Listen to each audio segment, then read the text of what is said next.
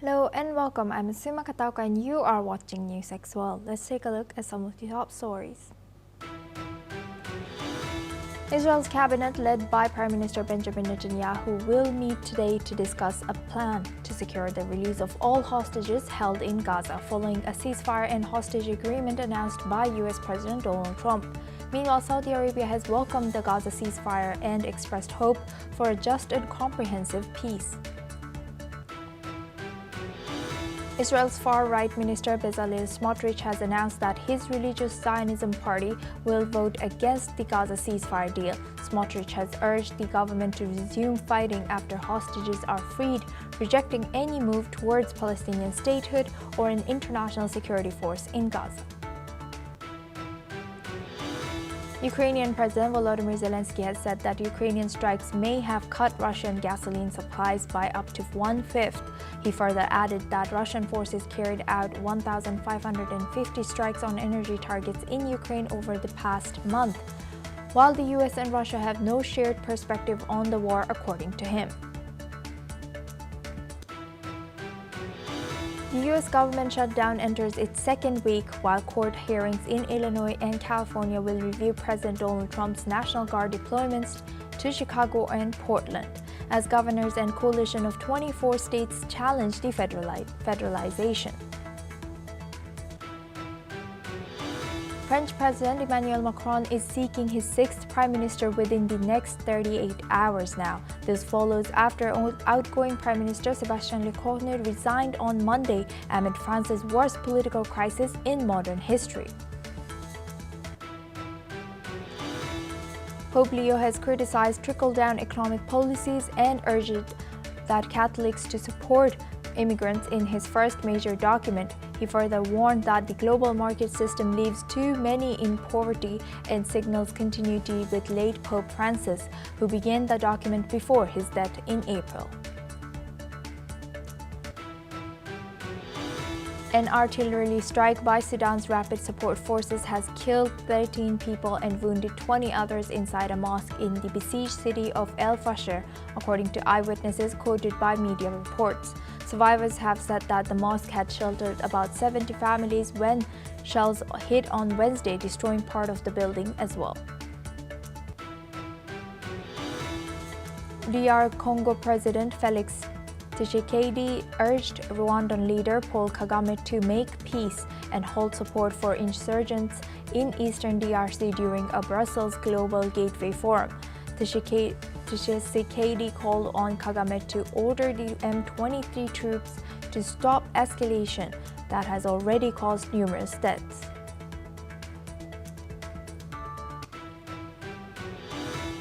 Now we move on. Turkish President Recep Tayyip Erdogan has announced that Turkey will contribute to Gaza's reconstruction efforts and participate in monitoring the implementation of the Gaza ceasefire. This comes after reports from Israeli Prime Minister Benjamin Netanyahu's office confirming that the Gaza ceasefire will take effect after being ratified by the Israeli government later this evening.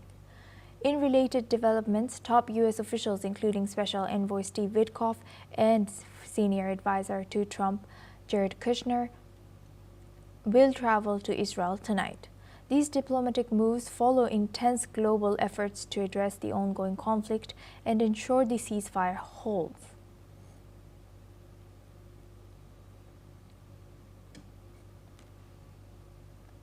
Now for this discussion, we're joined by Ahmed Fattouh. He's a spokesperson for the Fatah movement, joins us live from Ramallah, and Professor Veselin Popovsky. He's a professor and vice dean at Jindal Global Law School, joins us live from New Delhi. Thank you very much to both our guests for joining us. First, I would like to go to Ahmed. Ahmed, what is your reaction, and how is the mood? How does it look like? Are people optimistic about this ceasefire holding? Of course, after 2 years of genocide, mass killing, mass murder, and this deep agony that the Palestinian people went through, finally we are here in the moment for a ceasefire and for the stop of this genocidal war, and for our people to live, to sleep at least for the first time without fear of death from bombardment or from starvation. Now, of course, this is a great achievement today, and we hope that it will be a first step toward a permanent and comprehensive peace that would solve the question of Palestine based on the two-state solution, and to establish the independent Palestinian state to live side by side with the Israeli state in peace and harmony and security. And security must be, peace and security can only be achieved when both people and both nations are independent, are free and sovereign in their lands, not one under occupation and one occupying the other. So we hope this is the first step toward the future of peace and prosperity. And thank you, Ahmed, for sharing that. Now I'd like to go to Professor Veselin Popovsky. Professor, with Turkey announcing its intention to contribute to Gaza's reconstruction and monitor the ceasefire, how do you think this will affect, or what do you think is Turkey's role in the broader Middle East peace process? Yes, first of all, I join Ahmed in kind of hoping that this is the step towards peace in the Middle East, and the two-state solution will prevail finally after 75 years. So yes, good news, but still a lot of work to do in terms of the entire Middle East conflict. It's not over. What is over is the hostages release, but the negotiations will continue to the final peace agreement, hopefully very soon. Turkey is a neighboring country and has been quite active recently, by the way, not only in terms of Gaza, but also in terms of Russia-Ukraine. They hosted several meetings of Ukrainian and Russians. So Turkey is, and President Erdogan individually, personally, would like to be seen as a major regional, even global player. Turkey has ambitions. And I have no doubt, I knew a lot of Turkish diplomats in my career, by the way, and they're all very smart, very educated, very much professional in terms of dealing with peace agreements. But I will emphasize mostly Egypt and Qatar. Egypt and Qatar were two governments, and their mediators were very crucial here in terms of negotiations between Hamas and Israel. It's not Donald Trump, by the way. He's kind of trying to present himself as the peacemaker. But the Nobel Peace Prize should go to Qatari and Egyptians who deal with this already for two years from the beginning, much earlier than Donald Trump came into the stage. Of course, the US president would like to say himself what's going on, but behind that, behind the curtains, the role of Egyptians and Qatari needs to be recognized.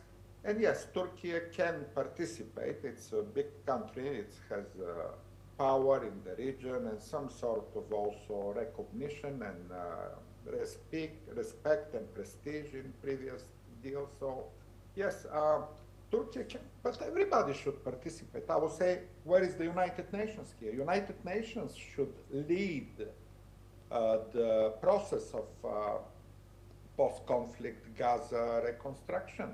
Yes.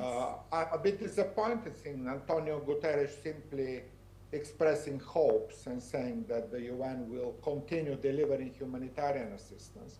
Yes. But where is the United Nations peacekeeping? This is what needs to happen. And under the United Nations umbrella of the blue helmet, everybody, Turkey, Arab countries, every single country in the world, under the UN blue helmet should be in Gaza. Yes. Professor, thank you for sharing that. Ahmed, I would like to hear your take on that too. What is Turkey's intention here, and what is Turkey's role there in reconstruction of Gaza? And where do you think, where is UN? And do you think that UN can still be trusted after all this? First, I thank Professor Vassil for his great, sincere hopes for peace in Palestine and for the establishment of the independent state of Palestine. And of course, President Erdogan was very close to all what's happening in Gaza, and played a major role. Of course, we cannot forget the major role that was played by Egypt and Qatar in mediating for this peace deal, and of course, as well as the major and important role that was played by Saudi Arabia and France that built a momentum of recognition of the state of Palestine that led into a pressure, a global pressure, through the UN and through the international community institutions into this moment that played pressure enough onto Trump and Netanyahu to broker a peace deal. I believe the United Nations has been crippled, and we know it was crippled by the 6 vetoes by the United States. They are unable to do their work in Palestine. As you know, the Israeli occupation has banned UNRWA from taking any action on ground, is attacking UN staff, is attacking UN buildings. So this needs a revision of the global system as a whole, because the United Nations need to be independent, need to be powerful enough to do its work without any crippling from any superpower or any vetoes. This system of veto needs to be revised. It's not just, it's not fair. And I believe that now the demands or the items on the deal that is being discussed now in Egypt and further on the stage 2, which is the most important part, would discuss that all these humanitarian aid will come in through the UN institution, international, independent and trusted institution, not by any like GHF or any of these institutions was created by the occupation. And also there will be a discussion of an international forces to preserve peace in Palestine. That should be through the UN Security Council, of course, when the country or the ruling power of Palestine, which is the Palestinian Authority, would submit a request to the UN to bring these forces, because this is how the international mechanism works. The UN, in order for it to send these forces, we have to request for that, but we have to make sure that nobody is going to veto it, and it will be within an international consensus. So I hope this is the first step. Of course, it's a lot of items needs to be discussed further. Now this is the talk about the hostage swap and the prisoner swap, how it's going to take place, the ceasefire, and how to allow the full entry of aid. Stage 2 will discuss further about these issues, and we hope and we insist that this should take within a framework that it will lead to the two-state solution in the independent Palestinian state on the 1967 borders, with the sovereignty of the state of Palestine over Gaza and the West Bank, in cooperation with the international community. Of course, we are talking about a massive destruction there in Gaza. This is apocalyptic situation. Ahmed, it requires hundreds of billions of dollars, yes, which require the support and funds from all the international community. Yes. Ahmed, I also wanted to ask your opinion on how are people viewing the Arab nations now? Are people over there having faith in Arab nations to supporting Gaza peace process, and what more should or what more can they do to help bring about a sustainable solution in this conflict? Yes, there's a lot of faith in the Arab and Islamic community. Without their united position in the international community, facing the huge pressure from Netanyahu and his allies and the United States, to be frank, that deal would not have taken place. The Arab went into a united position saying that we will not do any normalization with Israel without the independent Palestinian state. They went into a clear position that without a two-state solution, there will never be a peace in the Middle East, and it is the central cause for the Arab people and the Muslim world. So this united position, which was, have you seen in the White House, resembled in that meeting where Turkey and the Gulf states and all the Arabs sitting in one table, stating one position to the United States. That's what made this deal take place. Of course, Netanyahu later on tried to manipulate some items, but even that manipulation is not gonna cripple this deal, because there's further discussion. The deal left a room for discussion. Now what's needed from the Arab world and the Muslim world is to ensure that Israel will be committed to this peace deal, and the United States will stand behind this deal, Because any construction plan, we are talking about hundreds of billions of dollars. So that project must be on the basis of an lasting peace, an ending of occupation. It does not make sense to spend $500 billion to rebuild Gaza, then Israel go and bomb and invade Gaza again. So that needs to be in a framework of a total peace and comprehensive peace, which should lead to an independent state. So Israel has to come to this point, whether they like it or not. There must be a Palestinian state in order for peace and incorporation with the Arab world and the regional states take place. And Professor Veselin Popovsky, now looking at U.S.'s role, what do you think are the implications for the U.S.'s relationship with the Arab states and the respective influence in shaping the future of Israel-Palestinian conflict? Yes, that's a good question, and there will be a lot of analysis here to see exactly what was the role. In fact, some pressure was made by American administration on Netanyahu, and that needs to be recognized. And mostly, but it was not so much because of some policy planning. It was rather some sort of anger in Donald Trump because Netanyahu didn't really follow his previous advices. He attacked Qatar and killed several Hamas leaders without telling the United States, and that anger in the White House resulted in some sort of pressure. So basically, I wouldn't put much on that, although Donald Trump will say he is the big peacemaker. But United States is an important factor, not Donald Trump. He proved to be a very incompetent and erratic president. But because the United States is the biggest military power in the world, and that what certainly plays a role here, and most of the countries will be definitely listening to what United States will continue saying in the Middle East.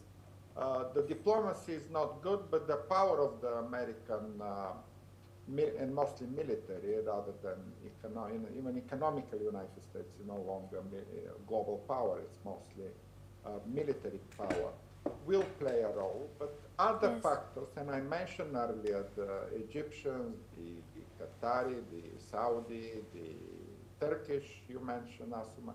So these are the regional factors are much more important in my opinion here.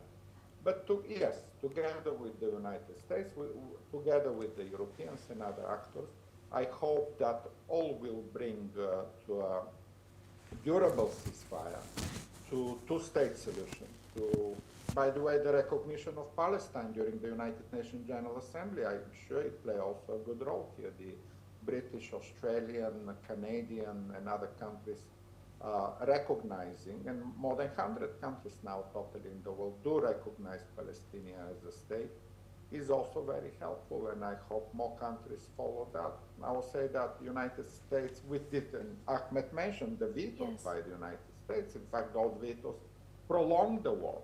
Donald Trump is not a peacemaker. He does not deserve the Nobel Peace here.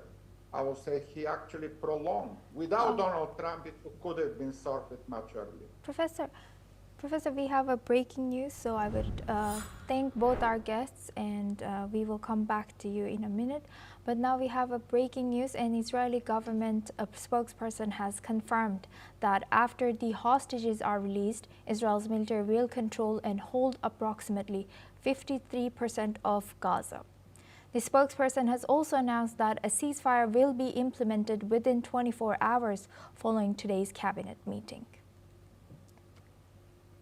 Now we go back to our guest discussion with Ahmed Fatou. He's a spokesperson for the Fatah movement, joins us live from Ramallah, and Professor Veselin Popovsky. Thank you both for joining us and staying with us. Ahmed, now the breaking news that has just come in, what's your reaction? 53% of Gaza will be under Israel. Well, we request or demand for the full withdrawal of the Israeli occupation. This is not their land, this is an occupation. This, they say, come within stages discussion. Now, stage one is after the release or after the agreement on the release of hostages. Stage two should be further withdrawal. So we hope for a quick implementation to these points and items within the deal.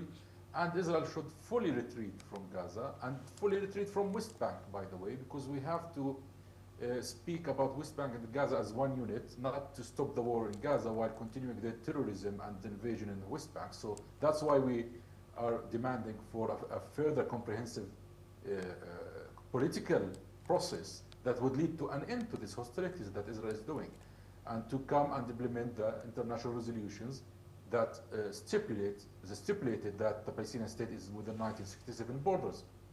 So I believe now it's the beginning of the process. I hope it will lead to these stages. Otherwise, it is an endless conflict. And when it comes to stopping their bombardment within 24 hours, this reflects a deep, brutality and cruelty of the Israeli occupation. Even if the last moments of peace, even in this last just little hours, they still want to continue to kill children and women. For God's sake, just stop the war, because it has no point to continue bombardment when you know too well that your hostage is going to go out, and when you know too well that this bombardment has no value, neither militarily nor politically. Yes. So it is very reflecting of this Zionist mentality Yes. and ideology that just want to kill and destroy. Yes, indeed. Thank you very much, Ahmed Fatou, for joining us and sharing that insight throughout this topic. Now we move on. Right now, on your screens, we have the visuals released by Egyptian TV showing delegations from Qatar, Egypt, and Turkey inside the negotiating room in Sharm el-Sheikh, along with Hamas and Israeli representatives, though not simultaneously. The discussions led to an agreement between Israel and Hamas for a Gaza ceasefire aimed at freeing the remaining living hostages.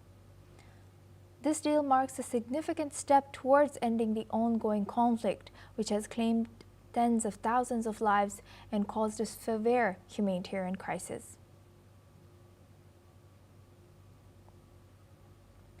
Now we stay on this topic. The mother of Israeli hostage Matan Zangoker and Einav Zangoker has been seen celebrating in Tel Aviv as she claims that her son's return now appear imminent under the new agreement between Israel and Hamas.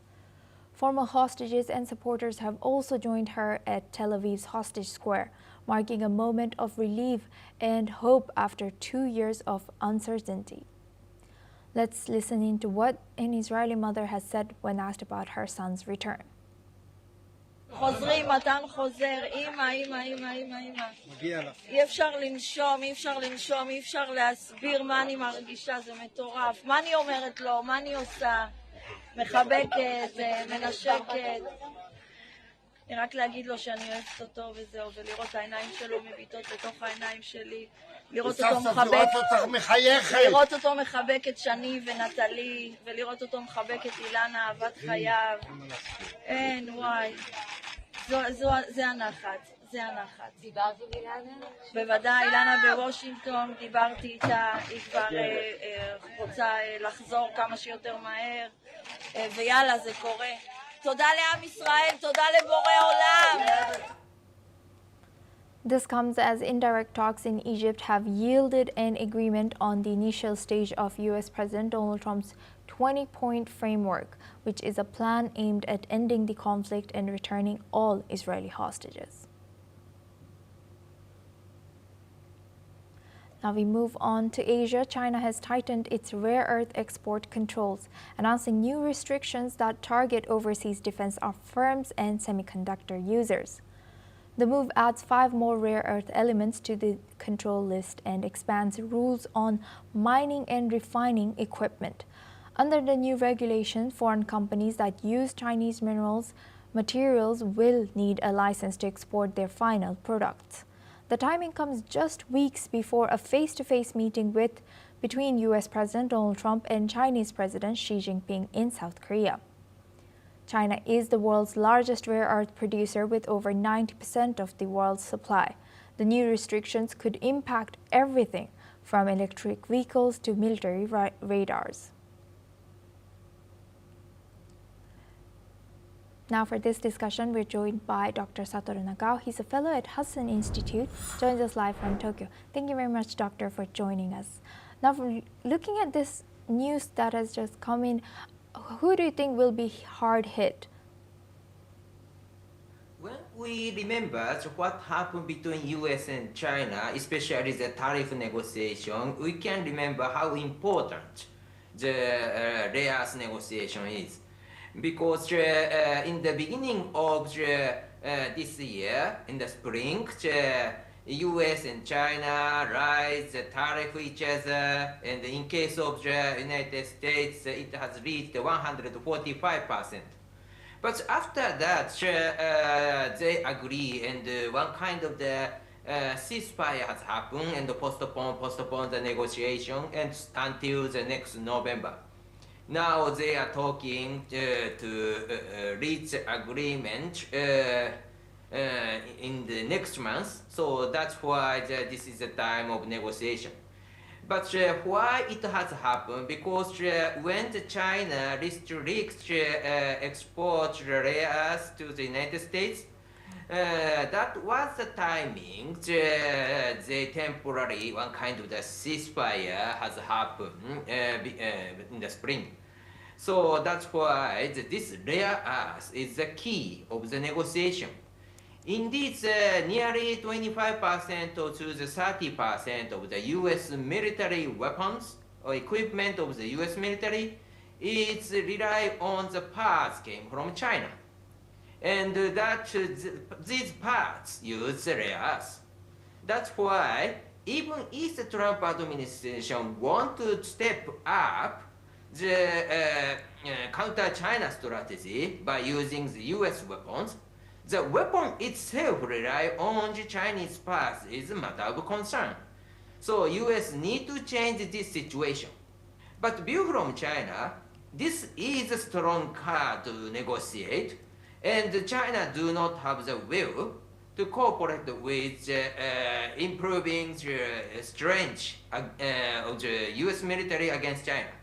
So in this case, restrict rare earths to the U.S. military forces is beneficial for China, and so that's why this time they try to restrict the export rare earths to the U.S. military. That has happened. So there is a possibility this could be the strong card in the negotiation. Yes. But at the same time, even if this is a strong card, there is also a possibility that China will not back down in this case because the U.S. weapon is enemy's weapon for China. Yes, indeed, that's really insightful. And given China's dominance in the rare earth market, how significant are these new export controls for global industries, particularly sectors like defense?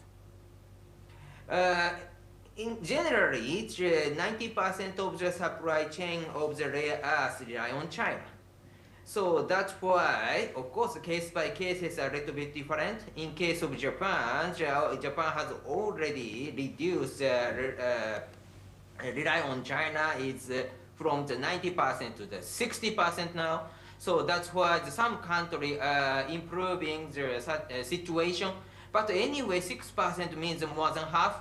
And Japan's case is far better than the other countries. So generally, the people believe that 90% the supply chain of the rare earth is came from China.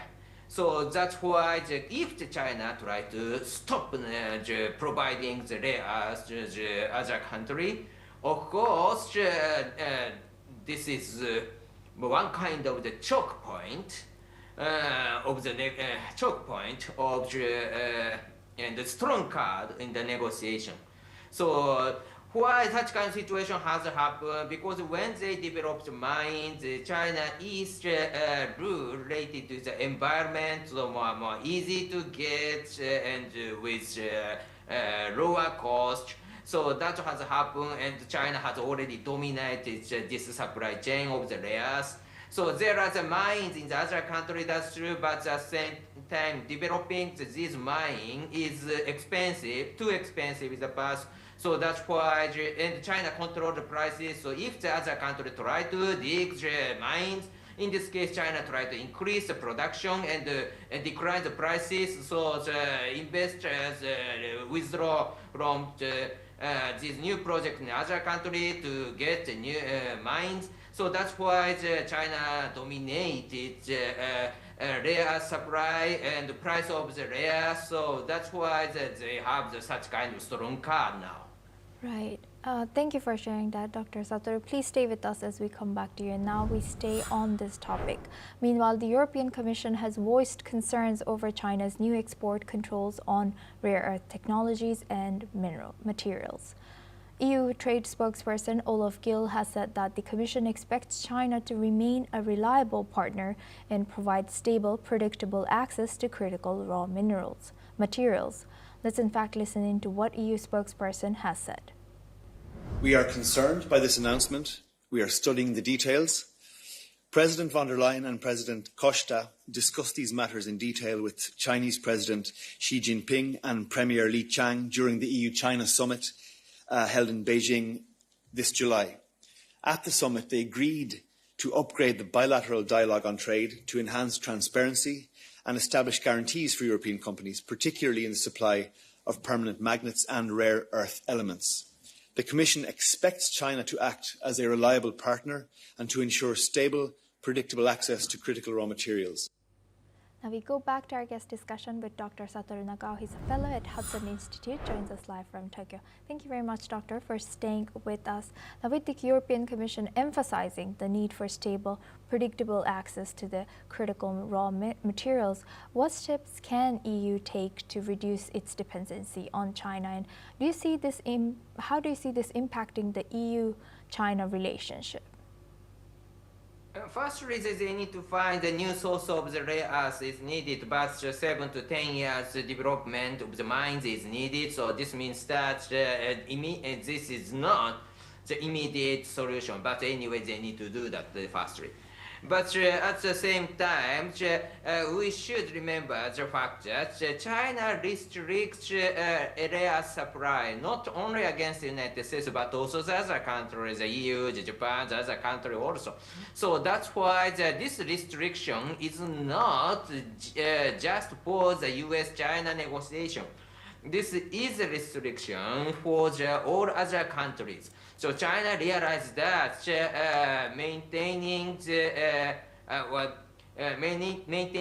dependence on China is strong diplomatic card, and they try to show their influence by using this dominance of the rare supply. So that's why they try to do that. But view from this, it is clear that the age of the global free trade has ended. Because after the Cold War, the cost-effective way is a priority, not a friend or enemy in the politics. So but now the friend or enemy in the politics is matter. China tried to use this one as a diplomatic card.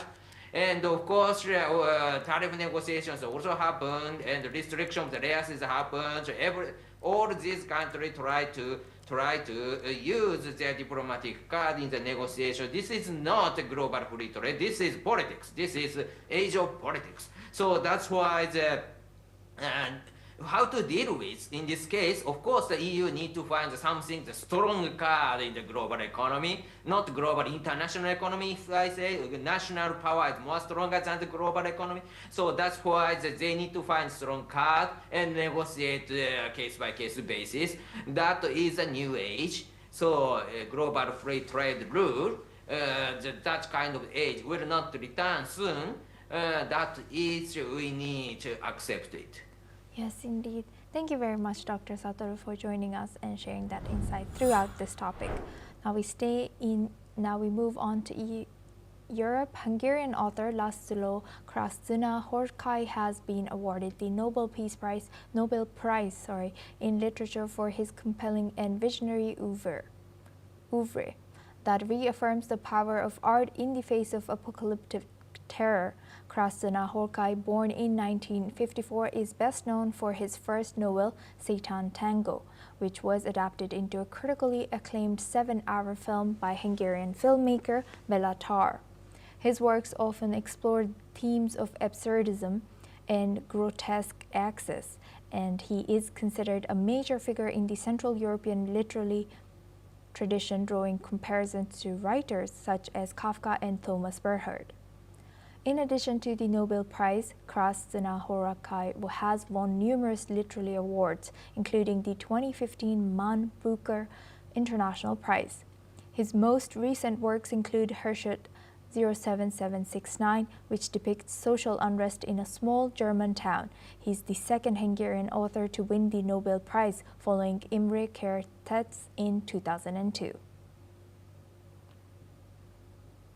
This is all we have time for. We will continue to bring you more